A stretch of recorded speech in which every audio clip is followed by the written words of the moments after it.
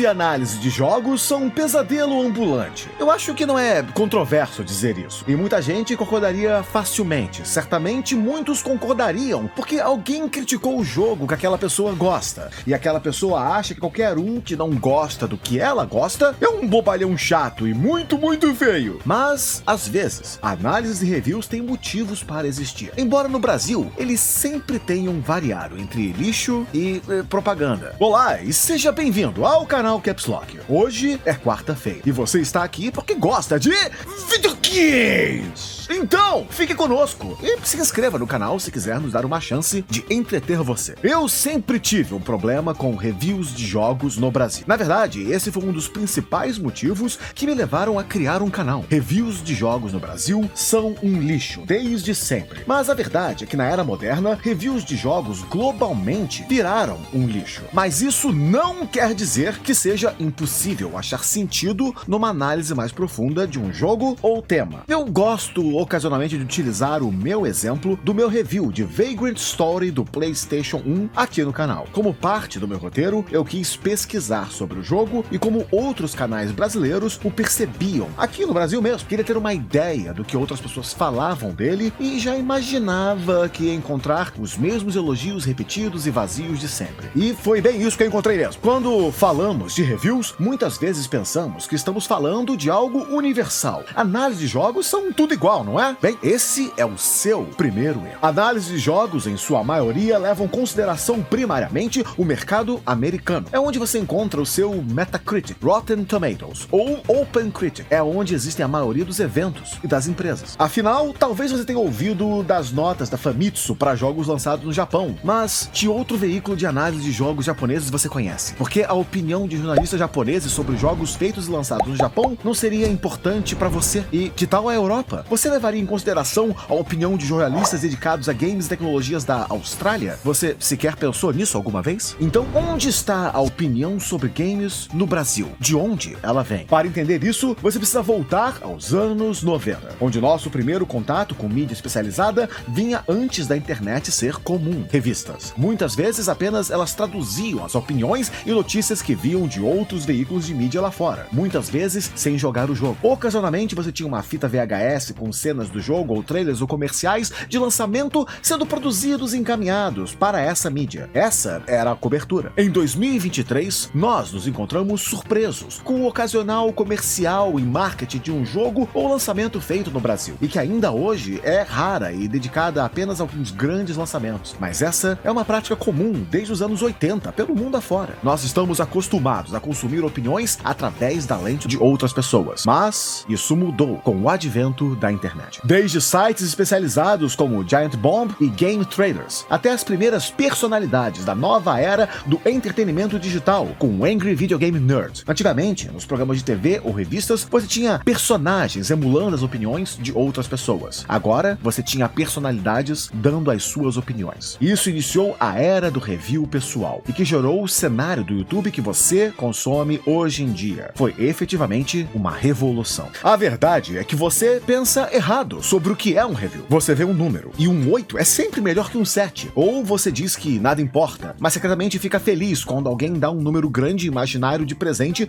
para o jogo que você, pessoalmente, não precisa esconder. Todos nós fazemos isso. Vamos às páginas de longos reviews em texto e corremos até o final, primeiro para ver a nota. Ainda celebramos, brigamos e comparamos, porque o meu joguinho tirou 80 no Metacritic e o seu joguinho tirou 76. O que significa que o meu joguinho é objetivamente 4 pontos melhores que o seu joguinho, no aglomerado amorfo, aleatório, sem contexto. Originalmente, reviews de jogos era quase como reviews de carro ou eletrodomésticos. Dava-se notas baseadas na dificuldade, na música, na arte, no gameplay. Diferentes aspectos eram avaliados por pessoas com gostos e preferências em sintonias com aquele jogo. O cara do esporte fazia o review dos jogos de esporte, e o cara dos jogos de corrida fazia o review dos jogos de corrida. Hoje, isso não existe mais. E o motivo, claro, é comercial, dinheiro. Para grandes empresas, os grandes sites, para conseguirem os grandes grandes cliques e os grandes patrocinadores, é importante que eles tenham o conteúdo primeiro, antes de todo mundo. É importante porque você mesmo, o consumidor, gosta disso. Você valoriza quem é primeiro e maior, muito mais do que alguém que está em sintonia com as suas preferências pessoais, ou mostra conhecimento do produto. E as empresas, elas sabem disso. Então, quem tem mais cliques recebe privilégios de acesso, e quem elogia mais do que critica, também. Quem combina cliques e elogios sempre vai ser o favorito das empresas que querem que você pague R$300 num jogo. Afinal, jogos, eles são caros, mas marketing é ainda mais caro. Para cada R$1 investido na produção de um jogo, R$1 é investido no marketing do jogo. Então pense nisso da próxima vez que ouvir falar que gastaram $30 milhões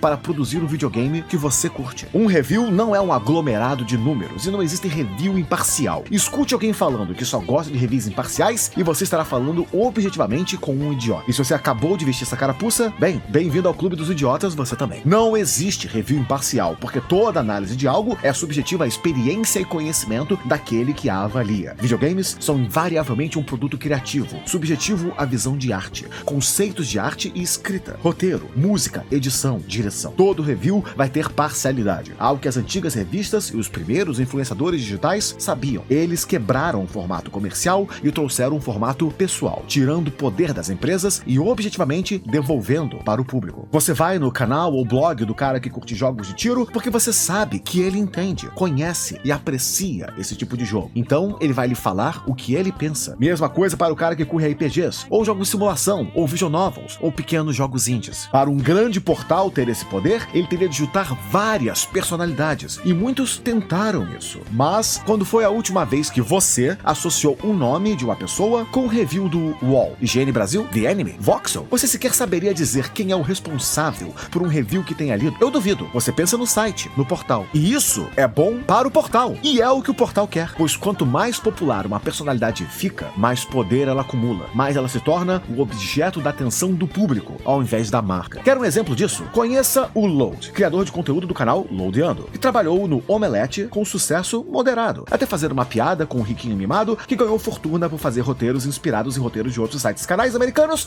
e logo depois foi demitido do Omelete depois do riquinho mimado publicamente comentar que o Omelete não deveria trabalhar com gente assim. Apenas, sabe como é que é? Um bando de gente maneira. Bem, o efeito foi reverso. Uma personalidade ativa e uma cabeça inteligente, com carisma e atenção no que fazia, o próprio Load se viu cercado de oportunidade. Não era o Omelete que lhe dava fama, mas sim o contrário. Se o site soubesse o potencial que ele tinha, poderiam ter nutrido toda essa fama para a marca. Por não saberem fazê-lo, perderam um profissional dedicado que achou muito mais sucesso sozinho do que com toda uma enorme corporação por trás. Esse é o poder da personalidade, do influenciador. E para empresas, bem, isso é perigoso. Então, eles não se metem com isso. E muitas vezes descaracterizam a figura da personalidade. Viram fotos e rostos em marketing, em vídeos e sites. Mas toda opinião que aparece através da logo do grande portal é vetada por um editor que tem uma versão comercial. Não podemos irritar os patrocinadores. Afinal, eles pagam as contas. Se você acompanha o mercado brasileiro de jornalismo digital, quantos portais você viu fecharem as portas e quantas vezes você viu dúzias de jornalistas e redatores de repente aparecerem do nada pedindo ajuda para conseguir emprego ou serem freelancer, porque a empresa não sabia o que fazer com eles e acabou demitindo todo mundo. Ou, curiosamente, mantiveram vários deles trabalhando, mas carteira assinada a gente conversa depois. Um grande aglomerado de empreendedores ricos tentou tomar para si a indústria do hype, vendendo a você a ideia do próximo grande jogo de R$300, vendendo a você que tudo que você gosta é lindo e maravilhoso, e que se você apenas acompanhar o nosso banner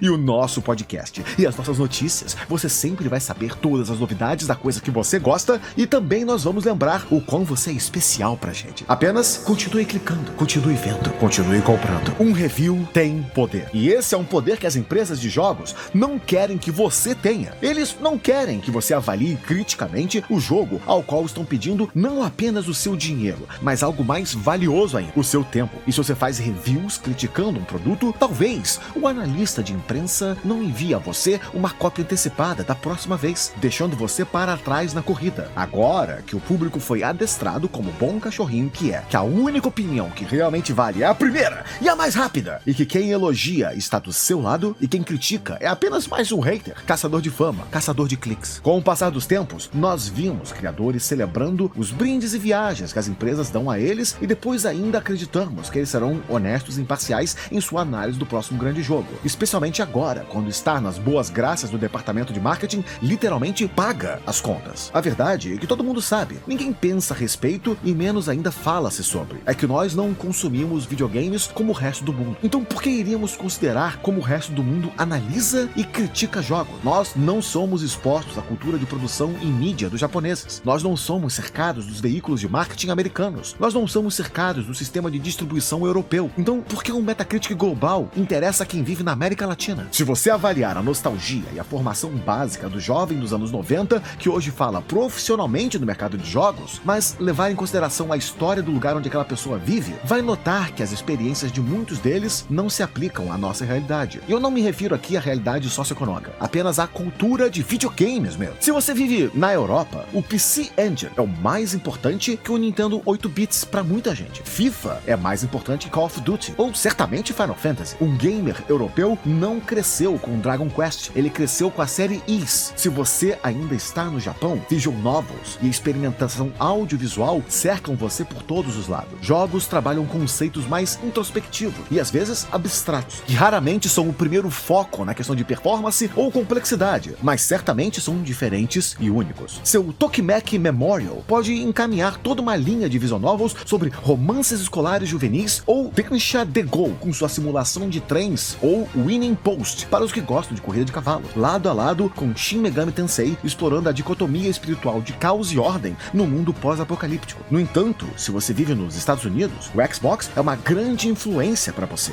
É um console americano que teve muito sucesso na era do PlayStation 3 e jogos de tiro e ação militares que refletem o mundo do cinema e grande ação explosiva são os que movimentam as vendas. Pessoas se importam com jogos de futebol americano, como Madden, e golfe, como PGA Tour. Do mesmo lugar que popularizou o Wargaming, saiu Dungeons and Dragons, que nos Estados Unidos criou The Elder Scrolls, mas no Japão criou Lodoss War. Se você vive na América Latina, no entanto, você está acostumado a ter uma conexão mais emocional do que racional com videogames. Afinal, quantos de nós entendiam o que estava na tela realmente? Quando muito, nossas experiências com jogos pirata nos fizeram ter apego com muitos jogos, mas apenas alguns específicos nos cativaram bastante para querer aprender a língua em que eles eram escritos. Não bastante para entender tudo, apenas o bastante para continuar progredindo. King of Fighters é mais importante do que Street Fighter. Afinal, nos arcades, com uma só ficha você jogava com 3 bonecos, ao invés de 2 rounds com um boneco dos outros jogos. No Brasil, você se importa com Pokémon, mas não com o Game Boy. Você jogava no emulador e não trocava com os amigos com tanta frequência assim. Você tinha acesso aos jogos de Digimon, mas não ao jogo de cartas que acompanhava e vendia na lojinha de doces no Japão. E isso é a minha geração, dos garotos dos anos 90, que hoje são os adultos falando com as crianças da próxima geração, que tem todos os jogos do mundo num pendrive de emulador, e tem jogos com visuais impressionantes de graça num celular, que viveu num mundo onde a maioria ainda joga PlayStation 2 e 3, pois ainda é fácil achar discos piratas ou jogos usados baratos desses consoles. As nossas revistas eram traduções de outros lugares. Nossos comentaristas de TV não sabiam do que estavam falando, e nossas análises e reviews nada mais eram do que uma peça comercial para conseguir atenção e alguns cliques. Se nossa forma de viver videogames é ditada pelo país onde vivemos e a cultura que nos cerca, quem é que vai achar que a nossa forma de criticar e analisar jogos pode ser simplesmente copiada de outro país? Não é à toa que nossos reviews de jogos são uma zona. A maioria não está falando da mesma experiência que os jogadores daqui. A verdade é que hoje nós vivemos uma nova vertente da mesma revolução, onde nós temos mais jogos do que nunca para jogar, nós temos mais opções do que nunca, mais plataformas do que nunca, mais pequenos indies bizarros, lado a lado aos grandes lançamentos do momento. Nós temos um universo gigante de games e experiências para partilhar uns com os outros, aprender, crescer, vivenciar experiências formativas com videogames. Hoje é possível fazer um site ou blog e apenas cobrir jogos indies diferentes em comum. Hoje é possível absolutamente ignorar o sistema de sites de notícias e apenas virar para um público cativo e pedir financiamento direto. E você pode permitir que um criador de conteúdo,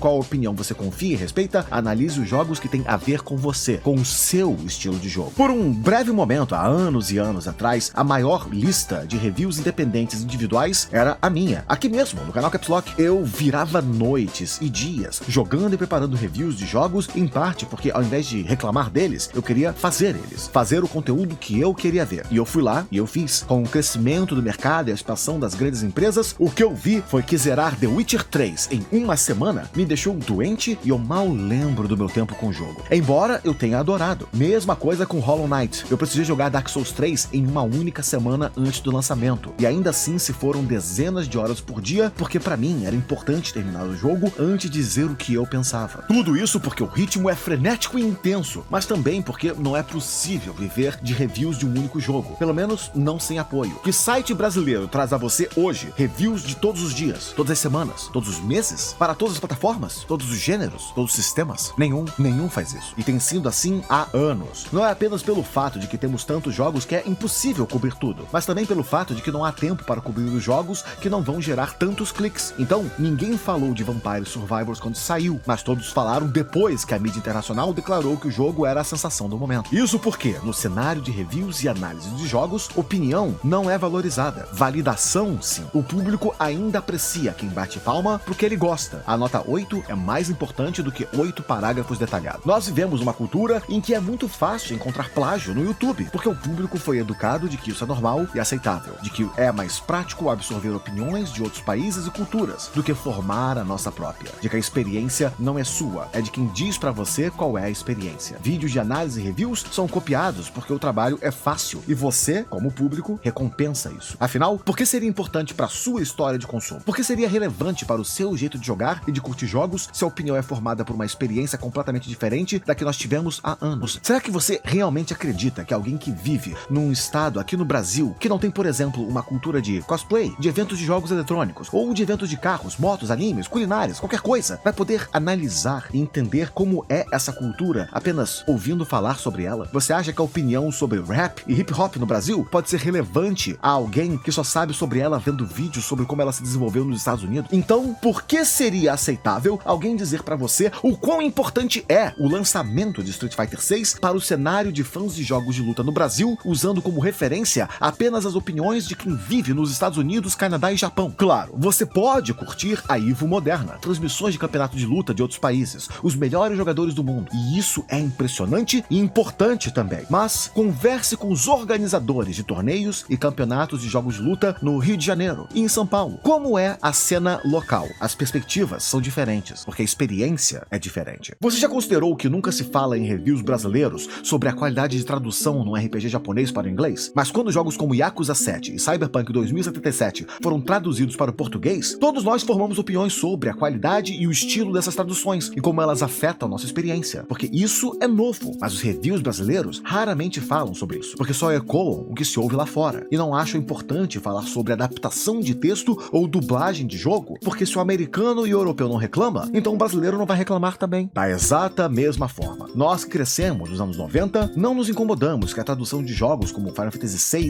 e Final Fantasy Tactics, jogos lendários e reconhecidos mundialmente, era cheia de erros e defeitos no seu lançamento original, porque a maioria de nós ainda estava desenvolvendo em inglês, ou nem prestando atenção no texto. Nós sabemos que a história é incrível, não porque achamos ela incrível, e nossa maioria é porque alguém nos disse que ela era. Nós não temos crítica e análise, temos nostalgia e uma aversão a criticar qualquer coisa que possa chatear alguém, porque quando a opinião vai além de repetir o que outra pessoa disse, a maioria não sabe o que dizer. Como eu disse no começo, o cenário de reviews no Brasil é um lixo, e sempre foi assim em sua maioria. Então, reclamar é fácil, mas qual a solução? Grandes empreendedores por trás de grandes marcas também têm grandes egos, e a eles é impossível abrir mão do controle. É impossível permitir que outra pessoa tenha controle sobre o seu próprio conteúdo, e é por isso que todos falham cedo ou tarde. Confiar na paixão, no desenvolvimento pessoal do criador de conteúdo, e então deixá-lo criar. Esse deveria ser o caminho. Permitir que o jogador de jogos de luta ganhe sua vida dedicando o seu tempo e diligentemente avaliando os novos lançamentos e os personagens DLC e os sistemas de combos. E mais importante do que isso, criticar os pontos ruins. Nós precisamos de críticos mais do que influenciadores. Aquela pessoa que se importa com a performance de um jogo no PC e fala dela francamente. Da pessoa que sabe diferenciar um jogo de corrida de simulação de um arcade e falar de acordo. Da pessoa que é capaz de avaliar a qualidade de uma dublagem ou da tradução de um jogo. Avaliar o diálogo ou a história do RPG ou na visual novel. Da mesma forma que alguém avaliaria a trilha sonora de um anime, o diálogo num filme ou a gramática num livro. E onde as empresas falham em perceber o óbvio é onde o público tem a oportunidade de cativar e atrair aqueles que dedicariam o seu tempo a informar você. O cenário de reviews no Brasil é um lixo porque você não quer ter as coisas que você gosta, a logomarca que você curte, criticada. Tudo é joguinho e nada importa. Mas curiosamente, quando alguém critica ou comenta qualquer coisa negativa, a mesma pessoa que diz que nada importa e tudo é joguinho é a primeira a ficar irritada ou reclamar. Quem diz que nada importa é quem mais se importa. E no entanto, quem diz se importar tem que ouvir que nada importa. Então, talvez você poderia fazer um esforço maior. Como crítico, critique. Como consumidor, apoie. E cobre também. Você ficaria surpreso em ver o milagre que é o poder que pode existir através de você poder escolher o seu streamer favorito, o seu criador de conteúdo favorito e apoiar ele diretamente. Quando ele analisa, critica e explora mais a fundo o conteúdo que você curte. Quando o músico se dedica a explorar a melodia e a teoria musical através de sua franquia favorita. O artista e o escritor exploram como videogames podem compor a arte dentro deles. Como o engenheiro pode dedicar meses na produção de conteúdo de apenas um único jogo ou um único gênero, aplicando seu conhecimento dentro daquele conjunto de ferramentas de gameplay. A verdade é que você, como consumidor, como fã, como gamer, foi roubado do seu senso crítico e adestrado a bater palmas para tudo e todos sem exercitar um único pensamento crítico individual. A história dos games, ela não existe. Senso crítico não existe. Não existe um ser humano que curte o mesmo gênero ou franquia ao qual você pode respeitar a opinião e visão sobre que jogo jogar, ou que nova franquia ou títulos podem dar um passatempo interessante para você. Você foi transformado em apenas mais um pedaço da máquina de marketing e passivamente você dá a sites, revistas e blogs o seu bem mais valoroso, tempo. E esses portais convertem em analytics e cliques e retenção para fazer dinheiro. Bem como dizem, tempo é dinheiro. Então, apoie um criador de conteúdo que você curte, qualquer um, e você terá todo o conteúdo que deseja dele. Mostra a ele que ele faz um bom trabalho. Tenha ele 10 ou 10 milhões de inscritos e ele será motivado. Mostre que ele não precisa puxar o saco de empresas para ter o próximo lançamento. E com o apoio da comunidade, ele poderá comprar o jogo mesmo depois do lançamento. Então jogá-lo e dar a você uma análise crítica, honesta, sincera, detalhada, para que você saiba se você deseja comprar o jogo você mesmo. Assim você se livra do hype do momento. Não se prende na pré-venda. Não é sugado no DLC disponível só no lançamento ou para quem comprou um mês antes do primeiro trailer de gameplay ser mostrado. O universo dos reviews de games no Brasil é um lixo, porque alguém descobriu como fazer dinheiro vendendo lixo para você. E se você não se importa, é lixo que vai continuar recebendo. Mas se você acha que merece algo melhor, então você pode começar batendo onde dói, tirando o dinheiro da empresa e pondo no bolso daquele nome que você confia. Afinal, foi assim que começou esta geração, que criou o site onde você está vendo este vídeo agora. E é por isso que eu posso agradecer a você por assistir este vídeo e me permitir continuar criando conteúdo. E sim, você pode assinar esse canal. Sim, você pode apoiar o Padrim, que me permite pagar artistas e editores. E sim, isso ajudaria muito. Mas você também pode fazer isso por outros criadores de conteúdo, outros sites, blogs e portais ou podcasts. E talvez tenha um criador em sintonia com as coisas que você curte, que precisa desse apoio até mais do que eu mesmo. Mas hey, um like já ajuda. Compartilhar esse vídeo já ajuda. E se inscrever nesse canal é o maior de todos os elogios. Então, talvez você queira levar essa conversa para grupos e comunidades onde você acha que alguém pode escutar essa mensagem e tirar algo positivo dela. E eu também agradeceria demais por isso. Seja como for, pelo menos eu espero ter você aqui de novo com a gente na próxima quarta-feira, aqui no canal Caps Lock.